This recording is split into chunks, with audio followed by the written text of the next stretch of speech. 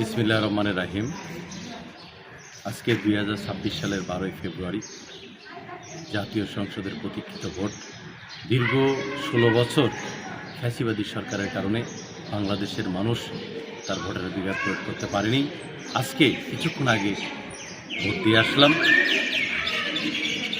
আজকে এই ভোটের জন্য দীর্ঘ 16 বছর বাংলাদেশের সর্বশ্রেষ্ঠ মহিষী নারী, তিনবারের সফল প্রধানমন্ত্রী, আপসের নেত্রী, মহিলা নির্যাতিত মুক্তিযোদ্ধা মরহুমা বেগম খালেদা জিয়ার কথা মনে পড়ছে। উনি দীর্ঘ 16 বছর আন্দোলনই করেছেন এই গণতন্ত্র প্রতিষ্ঠা করার জন্য, মানুষের ভোটের অধিকার প্রতিষ্ঠা করার জন্য। আজকে তার কবর জিয়ারত করলাম। আজকে মনটি খুবই খারাপ, কারণ উনি বাংলাদেশের এই গণতন্ত্রের বিজয় দেখে যেতে পারলেন না। আসুন আমরা সবাই তার জন্য দোয়া করি, মহান রাব্বুল আলামিন তাকে যেন বেহেশত নসিব করে, এবং আমাদের নেতা বিএনপি চেয়ারম্যান জনাব তারেক রহমানের নেতৃত্বে সবাই ঐক্যবদ্ধ থাকুন।